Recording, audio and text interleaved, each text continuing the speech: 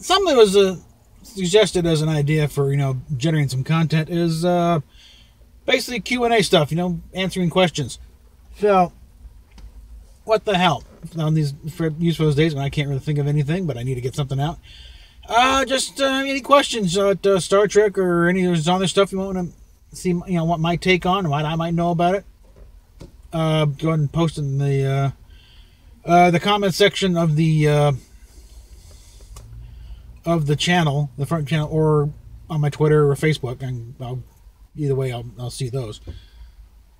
But yeah, get a thing about sort of Q&A stuff. What's the captain say about this?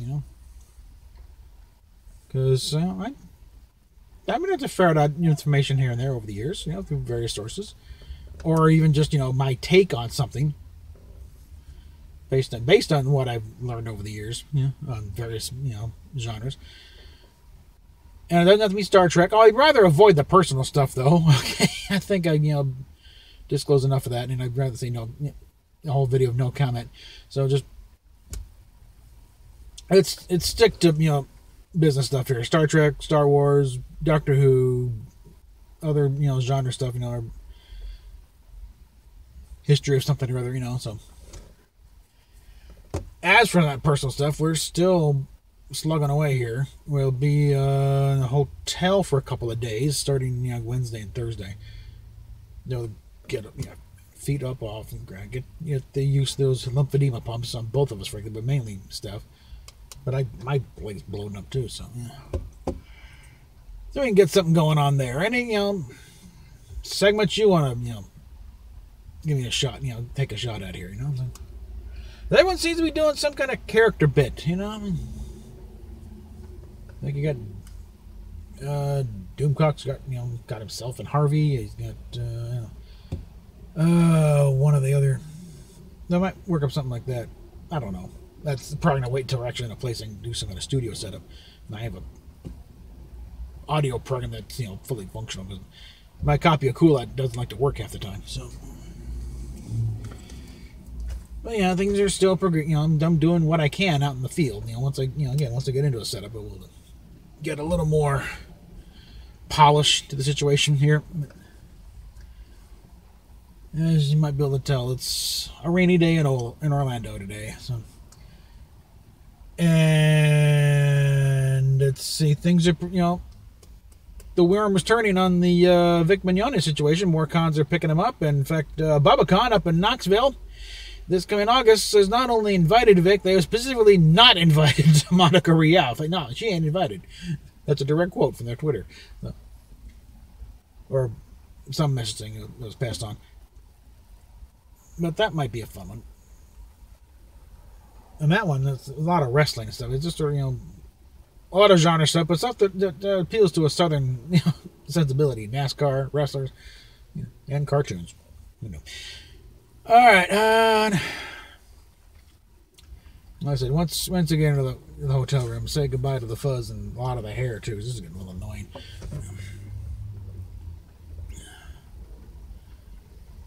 But, yeah. That's where we stand right now, and it's like, again, like I say, you're a big reason why the success of this channel.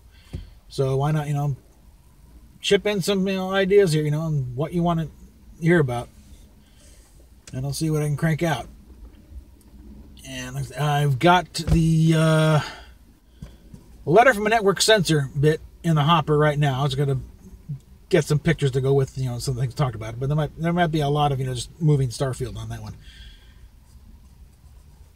But let's see, the Shatner one. I'm trying to think what's left that I could really do. I think that's pretty much it. Unless I do it, the Quester tapes one. I could probably do the Quester tapes. But that would pretty much, eliminate the rest. That's what's left of the Inside Star Trek album. Stitch together the various lecture bits.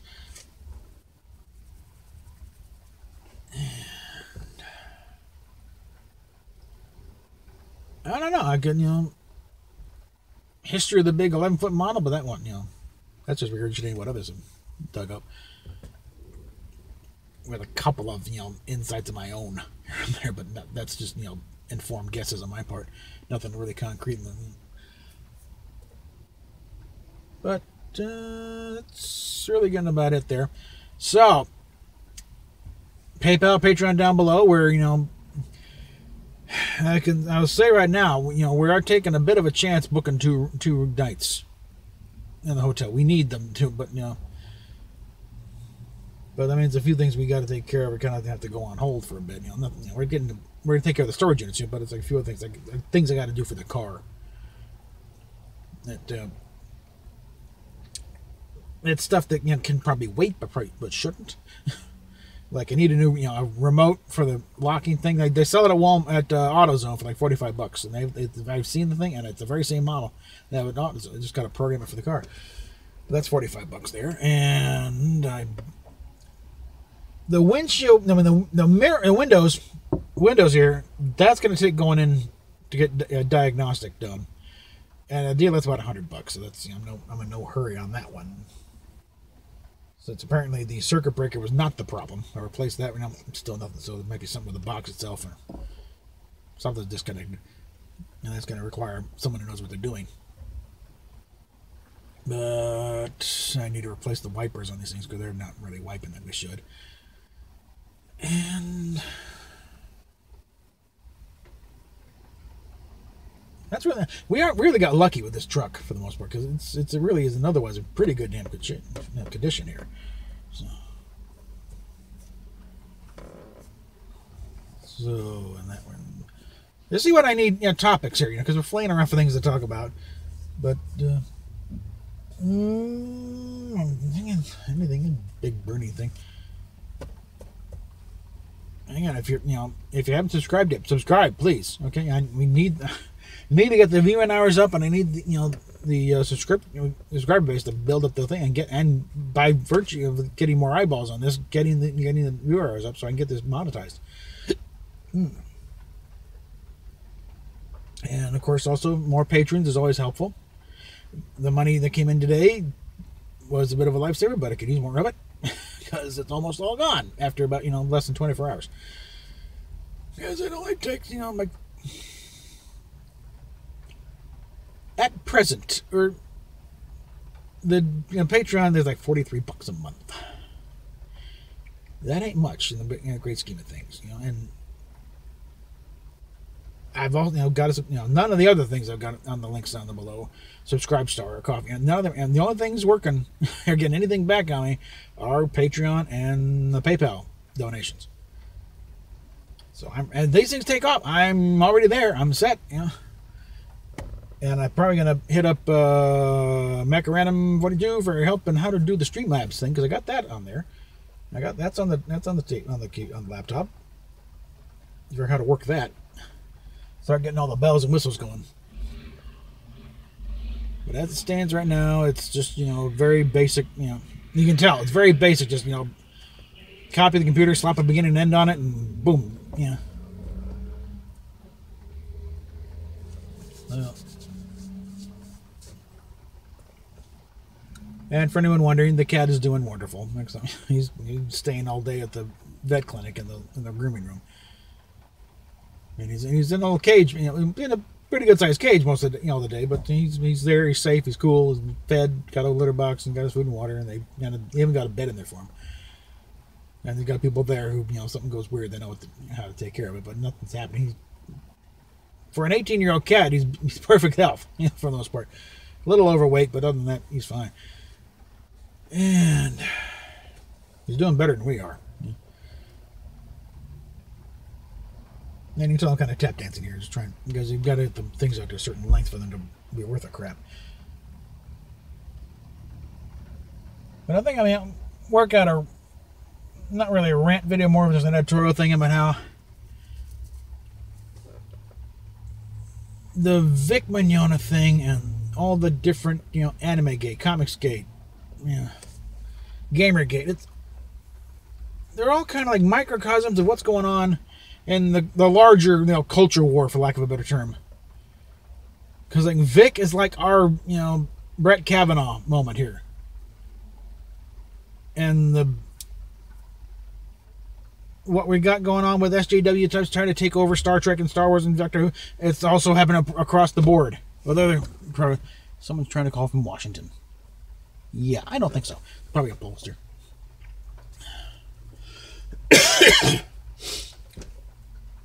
And so it applies. Like I've tempted to call up various radio shows and talk about what's going on with our little corner of the world. And now we're going through this crap too. We're trying to escape this thing for the part of the day, and it's following us there. So I think this might be an example. If you talk long enough, sooner or later you have something to say. But we are really having the big, ugly political war we're trying to escape from follow us into our little enclave. And again, that's kind of why we're irritated. We're trying to get away from this. Go away. Leave us alone for a while, Want to talk politics? We'll talk politics. But not here, The occasional political idea is okay, but in a broader context of, societal issues. But when it comes to browbeating us into, a certain way of thought, and it's like, you must follow this thing or you are, not of the body.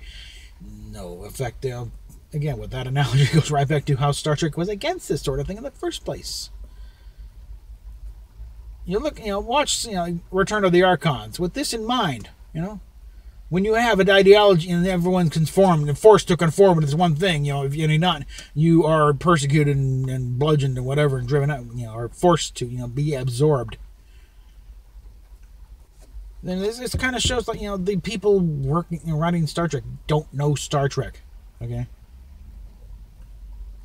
Because actually, that's a pretty good example right there. When you start going through a list of episodes, the big ones, like, you get this, people generally watch, Sit in the Edge of Forever and Amok Time, and they'll watch the big one. They'll generally skip stuff like Return of the Archons, The ones that aren't the big blockbuster ones, And those are the ones that kind of stick in there. It's like, no, this is what you're looking for here. This is what you need to know. If you're going to do Star Trek properly. Why am I still wearing these things? Yeah.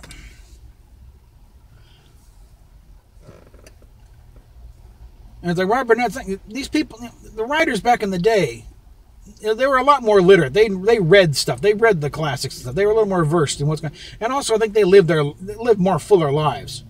A lot of them were in World War II and Korea, and they didn't have to teach them how the military operates. Star Trek didn't need a military advisor, for instance. They had vets from Roddenberry, B-17s for the Army Air Corps. Matt Jeffries was a flight engineer on B-17 in Europe.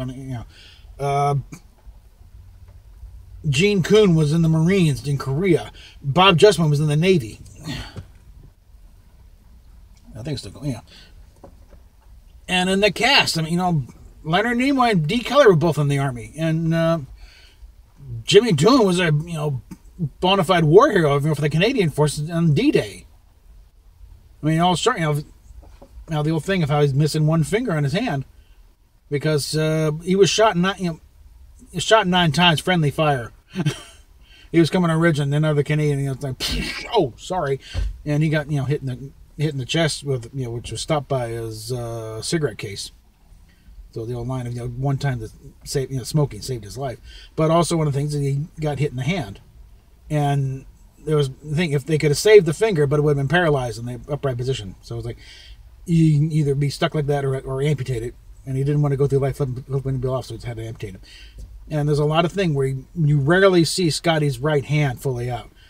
There's a lot of thing under like say this is the command chair, he'll have it curled over and that, or there's few like when he's carrying the armload of tribbles, you can kind of tell. It looks like if you don't know what's there, it looks like a tribble kind of sucking on his finger. And also in Cat's Paw when he's holding the phaser, kind of there's a big gap where his middle finger should be. It's like that's a weird way to handle it. Yeah, well, because he's missing a finger. But the few times where they have in the Wolf in the Fold, where he's got his hand on the lie detector thing, in the larger shots, he's kind of he's learned quite early how to hold his hand, so you couldn't tell right away the finger was missing. But the close up there, the hand, one of the stand in there with his hand, and you could tell it was someone else because he's long, skinny fingers as opposed to Jimmy Doohan's pudgy, fat Irish fingers. But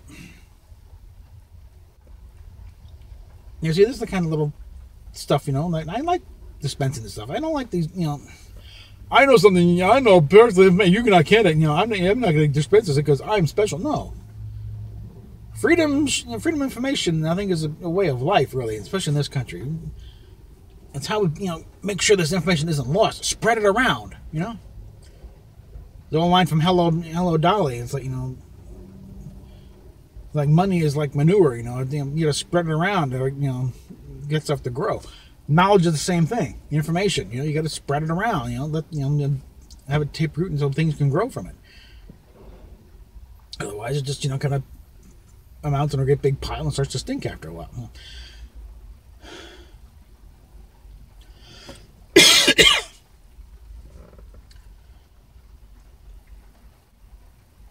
But it's like, the current crop, all they know about science fiction is what they saw in the movies and TV, which is it's just the surface. You gotta go back and look at what's behind all that. You gotta look at what inspired these guys, I mean, you watch Star Wars and you don't go back to watch like Buck Rogers and Flash Gordon, which is what inspired George Lucas. Or watching Star Trek, but at least have an interest in the stuff that came before that, not just Forbidden Planet, but the Horatio Hornblower books, which is really the root of what Roddenberry's going for. And there's other things. One time the concept was, instead of a spaceship in the future, he's going, trying to do an adaptation of Jules Verne's Masters of the World, where the crew was flying around on a big dirigible, flying, crossing over around the world, and solving the problems. That went by the wayside pretty quick. I think maybe because the rights issues or whatever, just or the fact that nobody wants to see that, But yeah, I went through a few permutations here, but you gotta dig underneath. You gotta see what started this. That's why I'm really going to older music, because the Beatles were inspired by Elvis and all that stuff. Well, I'll go a little further back. Who inspired Elvis? Remember some of the artists that were going around when he was coming up, and who was he basing stuff on? You start going back to old blues stuff, But you get a fuller, that's my advice to anybody out here. Find, what's going on. You got to know your history of whatever it is you're studying there, Go back and dig, what started this? Who was inspiration for this thing, And then maybe a little further back, who started that? And just, keep pushing back a little bit. You get a little better appreciation for what you got now. And get out of this mindset that history started the day you were born. It didn't, okay? That's kind of one thing, driving me to go back to England. Because you have a much better sense of history there. When it's, you can go out and you just want to dig a hole in your backyard, in the garden back over there, and you could come across some Roman artifact. Because, our country is, 200 and something odd years. There are pubs, that are like 100 years old, but when this country was founded. And they're still the new bull and whatever, And it's like just digging my own family history. My family, the ancestor, my family line has been, the other members of the family apparently either didn't have sons or they went back to England, but through my line, of which everyone else had the same last name, is because this only one that had sons. They had one son, and then that one son had a whole bunch of others, and then spread from there. So they can all be traced back to one particular ancestor. He landed in Virginia in 1663. So it means by the time the Revolution and the Declaration of Independence, my family had already been here 110 years. 113 years. And a lot of families are the same way. So, I don't have any Ellis Island, stories or, it's like, no. My family, Virginia, I think, I joked to a Radio 2 DJ thinking that Oliver Cromwell apparently was the last straw or something. Like, that's it, we're out of here. Off to Virginia, to raise tobacco. But that's the sort of thing, it's like, learn your history. Learn a lot of history, It'll help you figure out where to go, where you're going. And where other things are going, where they've been. and where they went wrong. And the rain's picking up. Yeah, there's a...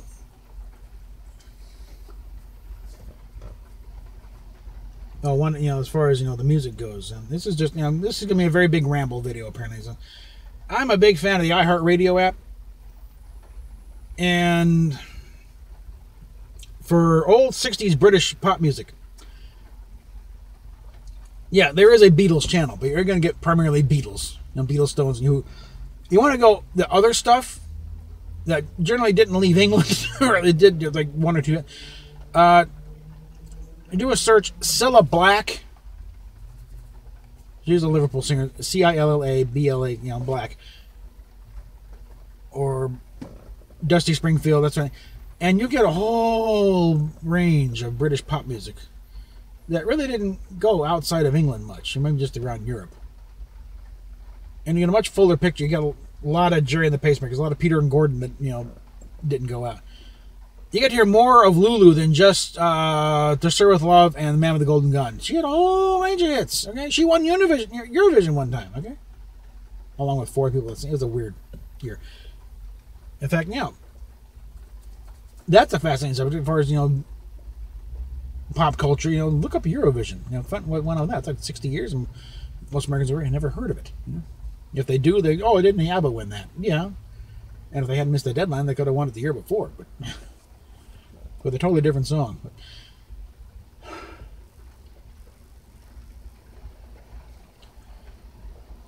I think I've rambled enough here. PayPal, Patreon down below. I'll probably do something to the hotel room, and also hopefully get that last Roddenberry thing, or the current one up. And we'll talk at you later.